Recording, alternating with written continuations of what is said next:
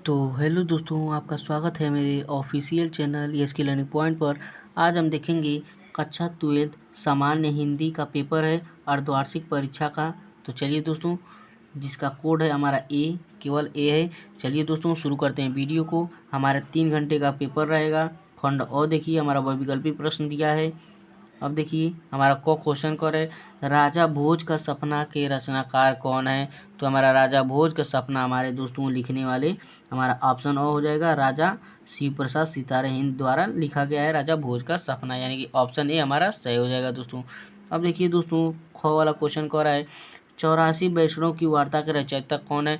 पहला दिया विठलनाथ, दूसरा दिया गोकुलनाथ, 100 वाला यानी तीसरा दिया नाबादास, चौथा दिया चतुर्भुज दास। तो हमारा ऑप्शन बी सही हो जाएगा, गोकुलनाथ जी इसे लिखने वाले हैं। अब देखिए गो वाला क्वेश्चन कह रहा है, तपोभूमि रचना की विधा क्या है। तो हम लोग जानते हैं तपोभूमि हमें पहला दिया है कहानी, दूसरा दिया है उपन्यास, तीसरा दिया है नाटक, तीसरा चौथा दिया है डायरी। तो हमारा ऑप्शन बी सही हो जाएगा, ये हमारा तपोभूमि उपन्यास है दोस्तों, यानी कि ऑप्शन बहुत सही हो जाएगा। अब देखिए चौथा क्वेश्चन यानी घ वाला क्वेश्चन कर हरिश्चंद्र चंद्रिका पत्रिका का संपादक कौन है। तो यानी हरिश्चंद्र चंद्रिका के संपादक देखिए, आप लोग यहीं से ट्रिक देख लीजिए, हरिश्चंद्र और यहाँ पर हरिश्चंद्र, यानी कि ऑप्शन बी सही हो जाएगा। इसे भरतेंदु हरिश्चंद्र जी ने लिखा है। अब देखिए ड वाला क्वेश्चन करें, 1903 ईस्वी में सरस्वती पत्रिका का संपादक किसके द्वारा किया गया। तो जो हमारे सरस्वती पत्रिका के संपादक किए थे हमारे महावीर प्रसाद द्विवेदी, यानी कि ऑप्शन सही हो जाएगा। ये कभी कभी 1903 दे देता है दोस्तों, और कभी कभी 1900 दे देता है, तो यहाँ पर आप लोग ध्यान दीजिएगा। अब देखिए दोस्तों दूसरा क्वेश्चन, हिंदी गद्य साहित्य के इतिहास पर आधारित प्रश्नों के उत्तर सही विकल्प चुनकर दीजिए। अब देखिए दोस्तों क वाला क्वेश्चन कर है, रीतिकाल के किस कवि ने वीर रस में रचना लिखते हैं। तो हमें कह रहा है रीतिकाल के किस कवि, वह कौन से कवि हैं जो वीर रस की रचना करते हैं। तो यानी कि ऑप्शन बी हमारा सही हो जाएगा, भूषण जो होते हैं, जो भूषण थे वीर रस में रचना लिखे हैं रीतिकाल में। अब देखिए दोस्तों ख वाला क्वेश्चन कर रहे हैं, भक्ति काल के कवि कौन है। तो ऑप्शन अ दिया है जयशंकर प्रसाद, ब दिया है कबीरदास, स दिया है भारतेंद्र हरिश्चंद्र और द दिया है प्रेमचंद। तो हमारे भक्ति काल के कवि हमारे कबीरदास हो जाएंगे, यानी कि ऑप्शन बहुत सही हो जाएगा। अब देखिए गौ क्वेश्चन कर रामधारी सिंह दिनकर किस काव्यधारक कवि हैं। तो हम लोग जानते हैं रामधारी सिंह दिनकर हमारे प्रगतिवाद या इसी को छायादोत्तर कहते हैं, छायादोत्तर युग के लेखक है दोस्तों। प्रगतिवाद इसे ही छायादोत्तर भी कहते हैं, यानी कि ऑप्शन ब हमारा सही हो जाएगा। अब देखिए दोस्तों घ वाला क्वेश्चन कह रहा है, कमायनी के लेखक कौन है। तो हमारे कमायनी के लेखक देखिए ऑप्शन अ दिया है जयशंकर प्रसाद, ब दिया है कबीरदास, स दिया है भारतेंद्र हरिश्चंद्र और द दिया है सूरदास। तो यानी कि हमारा ऑप्शन अ सही हो जाएगा, जयशंकर प्रसाद, ये हमारा महाकाव्य है, महाकाव्य यानी कि जो कमायनी लिखे हैं हमारे जयशंकर प्रसाद, उनका ये महाकाव्य है। अब देखिए ड वाला क्वेश्चन कह रहा है, चिदम्बरा पर ज्ञानपीठ पुरस्कार किसे प्राप्त हुआ है। तो जिसकी ये रचना होगी दोस्तों उसी को यानी कि ज्ञानपीठ पुरस्कार मिला है। तो देखिए ऑप्शन हमारा अ दिया है सूरदास, ब दिया है कबीरदास, स दिया है सुमित्रानंदन पंत, ये हमारे सुमित्रानंदन पंत और द दिया है मैथिली शरण गुप्त, यानी कि ऑप्शन स हमारा सही हो जाएगा। सुमित्रानंदन पंत चिदम्बरा का लेखक हैं और उन्हें ज्ञानपीठ पुरस्कार प्राप्त हुआ है। अब देखिए दोस्तों तीसरा क्वेश्चन कह रहा है, नीचे दिए गए गद्यांशों में से किसी एक गद्यांश के प्रश्नों के उत्तर लिखिए। यानी कि हमारे गद्यांश दिया गया है दोस्तों, इसका हमें आंसर लिखना है। देख लीजिए आप लोग गद्यांश, इसका हमें उत्तर लिखना है। चलिए उत्तर देखते हैं, यानी कि क्वेश्चन को देखिए दोस्तों। हमारा पहला क्वेश्चन का उपयुक्त गद्यांश के लेखक एवं शीर्षक को लिखिए, यानी कि लेखक का नाम लिखना है और किस पाठ से लिया गया है उसका नाम लिखना है। ख देखिए कह रहा है, राष्ट्र का तीसरा अंक क्या है, इसको हमें लिखना है। ग दिया है, राष्ट्र की वृद्धि कैसे हो सकती है। और घ दिया है, रेखांकित अंक की व्याख्या कीजिए। और स दिया है, संस्कृति का क्या तात्पर्य है। अब देखिए दोस्तों अथवा में भी हमें क्वेश्चन दिया है और उसका हमें क्वेश्चन देखिए कह रहा है, उपयुक्त गद्यांश का संदर्भ लिखिए, यानी कि इस गद्यांश का हमें संदर्भ लिखना है। और ख देखिए कह रहा है, रेखांकित अंक की व्याख्या करना है। और ग दिया है, हम आज की संस्कृति को बहुमूल्य क्यों मान रहे हैं। और घ दिया है, प्रस्तुत गद्यांश में किसके लुप्त होने की बात कही गई है। और देखिए ड दिया है, धर्मोच्चार्यों में जिस ज्ञान को इतना मूल्यवान समझा था, वर्तमान में उसकी दशा क्या हुई है। ये हमें उस गद्यांश को पढ़कर आंसर देना है दोस्तों। अब देखिए दोस्तों चौथा क्वेश्चन कर रहे, नीचे दिए गए पद्यांशों में से किसी एक पद्यांश के प्रश्नों के उत्तर। देखिए ये देखिए हमें पद्यांश दिया गया है, इसका हमें उत्तर लिखना है, और ये भी हमें अथवा में भी हमें पद्यांश दिया गया है दोस्तों, और इसका उत्तर लिखना है। इसे आप लोग अच्छे से देख लीजिए। अब देखिए 5वां क्वेश्चन कर रहा है दोस्तों, निम्नलिखित में से किसी एक लेखक का साहित्यिक परिचय देते हुए उनकी प्रमुख रचनाएं लिखिए। अब देखिए अ दिया है वासुदेव शरण अग्रवाल, ब दिया है हजारी प्रसाद द्विवेदी, और स दिया है प्रोजी सुपर रेड्डी। यानी कि तीन हमें दिया है दोस्तों। इसमें से किसी एक का साहित्यिक परिचय देते हुए उनकी प्रमुख रचनाओं का वर्णन करना है दोस्तों, ये हमें ये दिया है। अब ये ख क्वेश्चन कर निम्नलिखित में से किसी एक कवि का जीवन परिचय देते हुए उनकी प्रमुख कृतियों का उल्लेख कीजिए। इसमें हमें जीवन परिचय लिखना है दोस्तों। और दिया है अयोध्या सिंह, तो देखिए दोस्तों अ दिया है अयोध्या सिंह हरिओद उपाध्याय दिया है।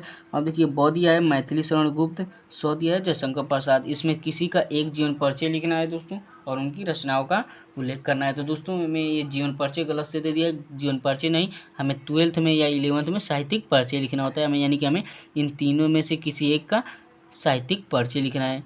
अब देखिए दोस्तों 6वां क्वेश्चन कह रहा है पंचलाइट अथवा बहादुर कहानी का उद्देश्य अपने शब्दों में लिखिए। यानी कि बहादुर और पंचलाइट कहानी का उद्देश्य लिखना है। अथवा हम देखिए कह रहा है बहादुर कहानी के आधार पर बहादुर का जीवन चरित्र लिखिए, चरित्र चित्रण लिखना है हमें बहादुर का।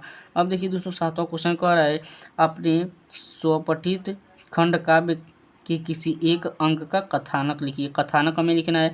अथवा हम देखिए कह रहा है अपने स्वपठित खंड काव्य के प्रमुख पात्र का चरित्र चित्रण खंड काव्य के आधार पर लिखी। यानी जो हमारा खंड काव्य रश्मि रथी है उसका हमें किसी एक अंक का कथानक को लिखना है दोस्तों। अब देखिए 8वां क्वेश्चन कह रहा है निम्नलिखित संस्कृत पदांशों में से किसी एक, यानी कि निम्नलिखित संस्कृत गद्यांशों में से किसी एक गद्यांश का संदर्भ हिंदी में अनुवाद कीजिए। यानी कि हमें इसमें 2 क्वेश्चन दिए गए हैं, अथवा में भी दिया गया है। इसमें से किसी एक का हमें संदर्भ भी लिखना है और उसका हिंदी अनुवाद करना है दोस्तों, इसे दोनों में से किसी एक का।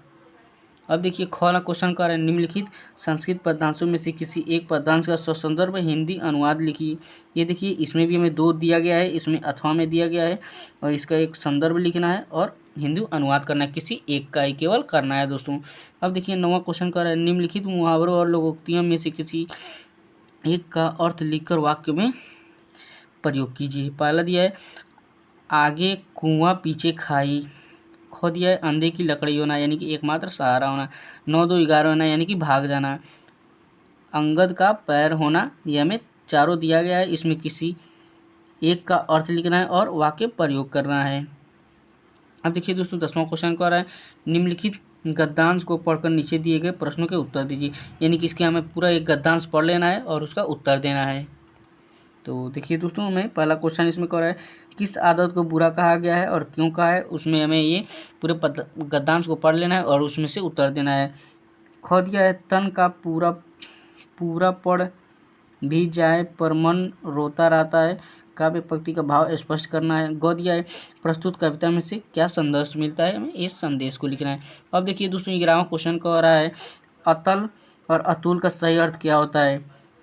तो एक अतल का हमारा अनंत होता है और दूसरा अद्वितीय। अतुल का मतलब अद्वितीय होता है, यानी कि ऑप्शन 2 सही हो जाएगा दोस्तों, यानी कि ऑप्शन 2 हमारा सही हो जाएगा, अनंत और अद्वितीय हो जाएगा।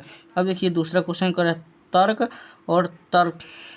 और तक्र का सही विकल्प क्या है। तो हम लोग जानते हैं तर्क का हमारा एक बहस करना होता है और तक्र का हमारा मट्ठा, यानी कि ऑप्शन 2 हमारा सही हो जाएगा। अब देखिए दोस्तों ख वाला क्वेश्चन कह रहा है निम्नलिखित शब्दों में से किसी एक शब्द के 2 अर्थ लिखिए। यानी कि इसमें से किसी एक शब्द का हमें 2 अर्थ लिखना है। अ दिया है विधि, ब दिया है हथ, स दिया है तन्या और द दिया है पयोद। इसमें से किसी एक का हमें अर्थ लिखना है, 2 का अर्थ लिखना है दोस्तों। अब देखिए गो का निम्नलिखित वाक्यांशों के लिए एक शब्द का चयन करके लिखिए। इसमें से किसी एक का चयन करके हमें लिखना है दोस्तों। और पहला दिया है ईश्वर में आस्था रखने वाला, यानी कि ईश्वर में आस्था रखने वाला, ये हमारा आस्तिक यानी कि आस्तिक हो जाएगा। यानी कि ऑप्शन ओ सही हो जाएगा आस्तिक। अब देखिए दूसरा कह रहा है जो कभी बूढ़ा ना हो वो हमारा अजर हो जाएगा, यानी कि ऑप्शन ओ सही हो जाएगा। अब देखिए घ वाला क्वेश्चन कह रहा है निम्नलिखित वाक्यों में से किसी किन्हीं दो वाक्यों में को शुद्ध लिखिए। इसमें हमें 4 वाक्य दिए गए हैं, इसमें से किसी एक का हमें शुद्ध लिखना है दोस्तों। अब देखिए 12वां क्वेश्चन कह रहा है, 12वां का कह रहा है श्रृंगार रस अथवा शांत रस की परिभाषा तथा उदाहरण लिखिए।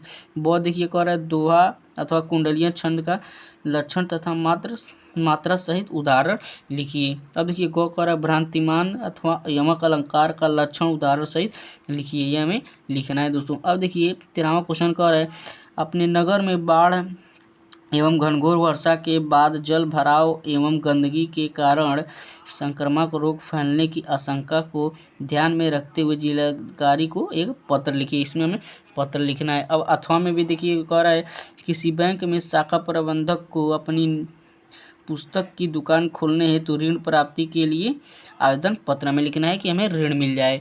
अब देखिए दोस्तों 14वां क्वेश्चन कह रहा है निम्नलिखित विषयों में से किसी एक पर अपनी भाषा शैली में निबंध लिखिए। हमें निबंध लिखना है। और दिया है आतंकवाद कारण और निवारण, और देखिए ख दिया है पर्यावरण प्रदूषण पे। अब देखिए गौ दिया है महिला सशक्तिकरण पर।